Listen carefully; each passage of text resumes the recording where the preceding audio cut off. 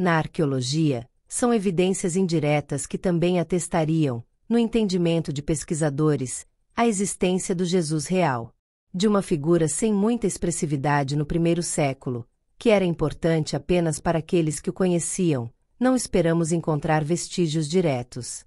Mas há os indiretos, diz Bohrer, que, somados e colocados num prisma histórico, permitem tecer um panorama geral.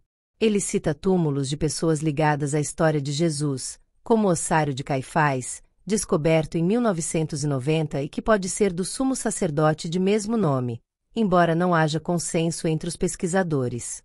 E também do anel atribuído ao governador romano Pôncio Pilatos, descoberto em 1968 e analisado em 2018. Existe uma série de elementos que demonstram que aquele contexto existiu, comenta o historiador. Os primeiros relatos escritos sobre Jesus fora da Bíblia. A Didaquê ou Didache é um manuscrito cristão primitivo escrito em grego koiné, datado de cerca de 50 a 70 d.C. É conhecido como a Instrução dos 12 Apóstolos ou Doutrina dos 12 Apóstolos. É essencialmente uma versão inicial das ordens da Igreja que estabelece como os primeiros cristãos deveriam se comportar. Mara bar Serapião foi preso após a captura de sua aldeia pelos romanos. O filósofo estoico siríaco escreveu uma carta ao filho por volta de 73 d.C., na qual faz referência a Jesus. Seu nome não é mencionado especificamente, mas há muitos pontos que levaram os historiadores a acreditar que sim. Por exemplo, a carta menciona os judeus matando seu rei sábio, que não está morto, por causa das novas leis que ele estabeleceu. Mara bar Serapião provavelmente estava se referindo a Jesus de Nazaré, o rei dos judeus, um título colocado na cruz de Jesus por Pôncio Pilatos. Joséfo. O historiador judaico-romano Joséfo faz referência a Jesus em sua obra Antiguidades dos Judeus 93 d.C. Acredita-se que o trecho, conhecido como Testimonium Flavianum, tenha sido alterado por um escriba cristão de sua forma original grega, mas, embora as palavras em si possam não ser confiáveis, elas ainda fazem referência a Jesus. Além do texto que se refere diretamente a Jesus, há outra menção a ele no manuscrito que faz referência a Tiago, irmão de Jesus, que era chamado Cristo. Inácio de Antioquia. O antigo escritor cristão Inácio de Antioquia redigiu uma carta aos esmirnaianos por volta de 110 d.C., onde fala da crucificação de Jesus sob Pôncio Pilatos. Inácio de Antioquia disse que ele sofreu todas essas coisas por nós, e ele as sofreu realmente, e não apenas na aparência, assim como ele verdadeiramente ressuscitou. Policarpo. Policarpo, bispo de Esmirna, que alegou ter sido ensinado pelos apóstolos, também menciona Jesus em sua carta aos Filipenses por volta de 110 a 140 d.C. Plínio, o jovem. O governador romano da Bitínia atual, Turquia, escreveu ao imperador Trajano solicitando conselhos sobre a perseguição aos cristãos. A carta, datada por volta de 110 d.C., menciona Jesus como uma figura histórica adorada. A carta diz: outros disseram que eram cristãos e depois negaram.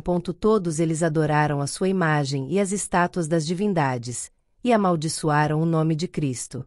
Mas eles declararam que a soma de sua culpa ou seu erro se resumia apenas a isto, que em um determinado dia eles costumavam se reunir antes do amanhecer e recitar um hino a Cristo entre si, como se ele fosse um Deus, e que longe de se comprometerem por juramento a cometer qualquer crime, seu juramento era o de se abster de roubo, furto, adultério e rompimento de fé, e não negar dinheiro depositado em sua custódia quando solicitados a entregá-lo. Tácito. O historiador romano Tácito escreveu em Anais, por volta de 116 d.C., que Nero tentou transferir a culpa pelo grande incêndio de Roma para os cristãos. Tácito é considerado uma fonte não bíblica válida. Tácito escreveu: consequentemente, para se livrar do relatório, Nero colocou a culpa e infligiu as mais requintadas torturas a uma classe odiada por suas abominações, chamada de cristãos pela população.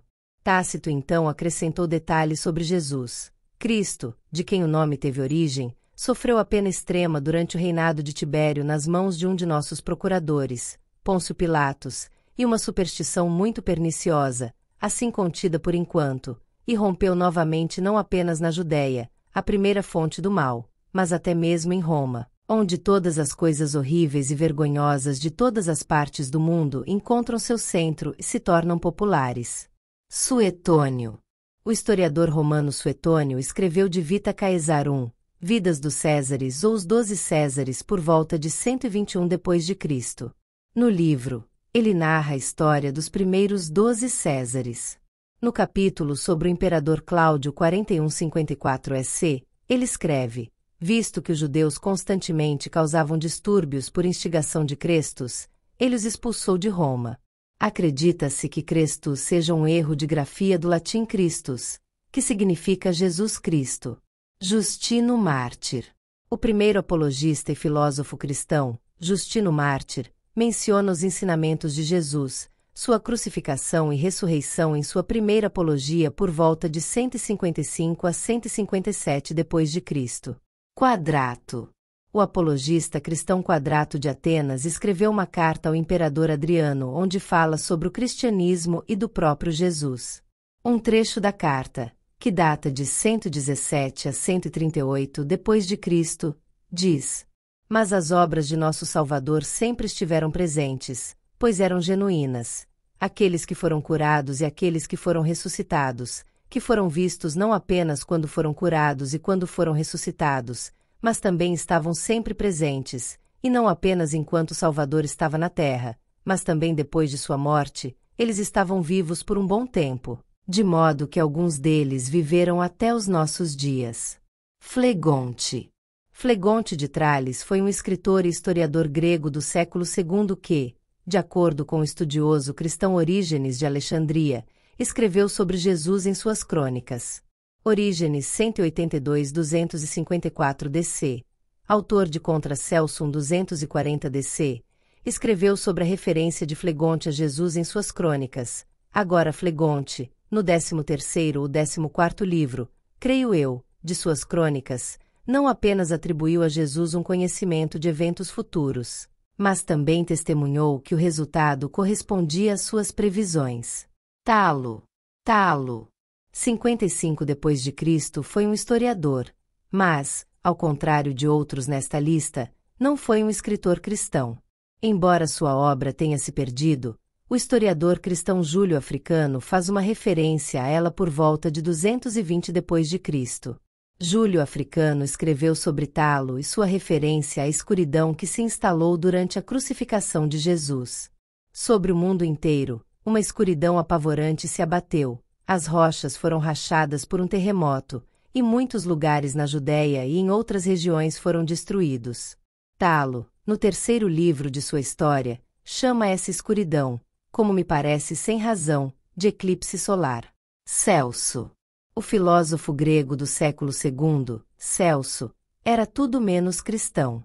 De fato, ele atacou o cristianismo em seu tratado A Verdadeira Doutrina, ou A Verdadeira Palavra, escrito por volta de 175 d.C. décadas depois.